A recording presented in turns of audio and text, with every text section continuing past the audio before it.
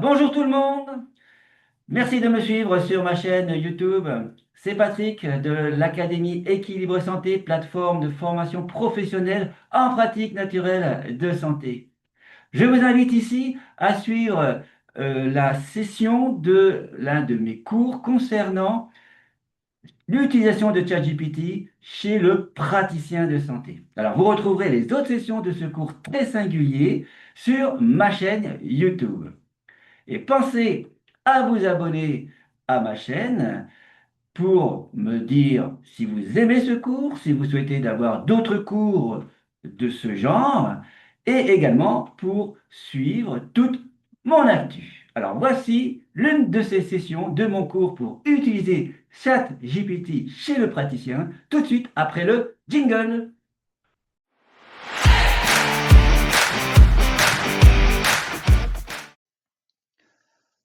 Dans cette session, vous allez découvrir comment adapter l'utilisation de ChatGPT à votre spécialité et à votre manière d'accompagner.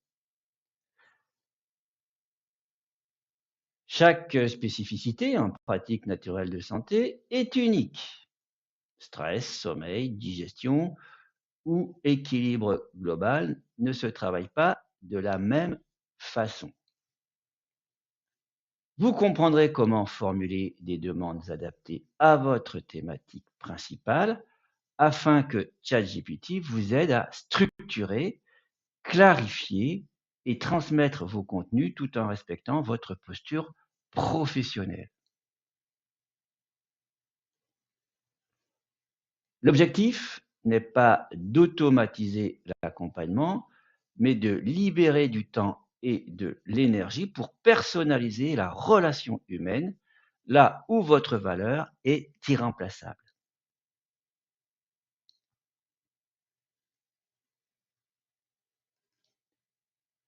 Chaque praticien a sa propre spécialité, sa sensibilité et sa manière d'accompagner.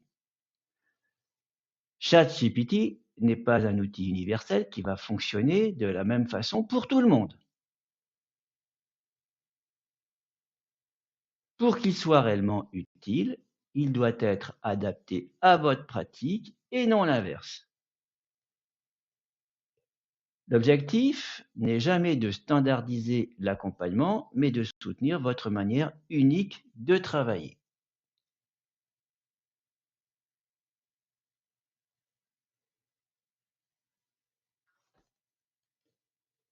Alors, selon votre thématique principale, les usages de ChatGPT sont naturellement différents. Un praticien spécialisé dans le stress ne formulera pas les mêmes demandes qu'un praticien axé sur le sommeil ou la digestion. L'outil est capable de s'adapter à ces contextes, à condition que vous lui indiquiez clairement votre champ d'intervention. Alors revenons au petit exercice proposé précédemment dans la session précédente. Vous vous souvenez? Quels conseils dois-je mettre en avant dans ma communication? Alors voici la réponse, une réponse possible que vous pouvez comparer à la vôtre si vous avez fait ce petit exercice. Le prompt qui pourrait être relativement clair et précis par rapport au prompt vague que je vous ai proposé dans la session précédente pourrait être: tu es coach sportif spécialisé dans le trail. Ici, nous avons un contexte. Explique les bases pour débuter dans la course de haute montagne. Donc là, je demande ce que doit faire ChatGPT à partir donc du contexte. Utilise un ton pédagogique en t'adressant aux débutants.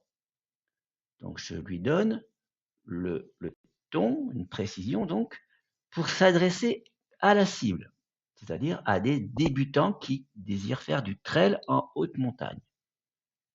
Alors ensuite, vous pouvez encore aller plus loin, vous pouvez lui demander le format, vous pouvez lui demander une image qui illustre ce prompt etc.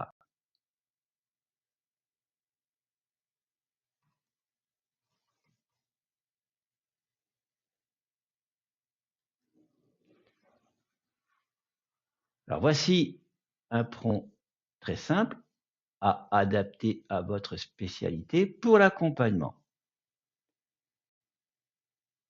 J'accompagne principalement des personnes sur la thématique suivante. Alors vous lui notez votre thématique principale. Aide-moi à structurer des contenus d'accompagnement cohérents et pédagogiques sans jamais poser de diagnostic ni proposer de traitement. Si vous n'êtes pas médecin, c'est vous qui êtes responsable de ce que va vous apporter comme réponse ChatGPT et donc pas de diagnostic ni traitement.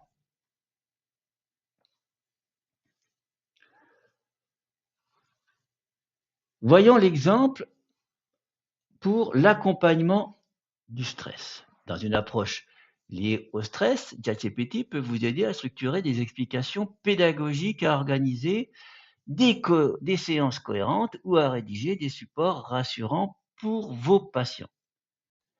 Il ne s'agit jamais d'analyser une personne, mais d'aider à transmettre des repères clairs et compréhensibles. Un autre exemple pour le sommeil ou la fatigue, ChatGPT peut servir à clarifier des notions générales, à structurer des conseils éducatifs et à utiliser un langage simple, sans jargon. Cela permet aux personnes accompagnées de mieux comprendre ce qui se joue sans entrer dans une logique médicale.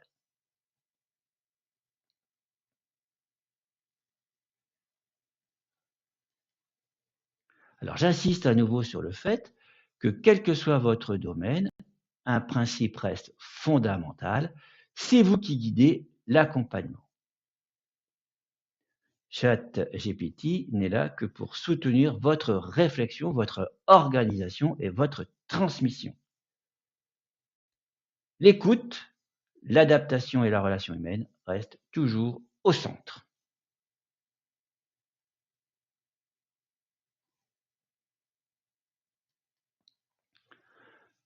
Nous arrivons à la fin de ce module.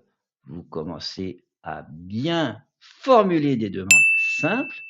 Alors, dans le prochain module, vous allez aborder des applications concrètes pour l'accompagnement et composer différents ponts selon diverses situations.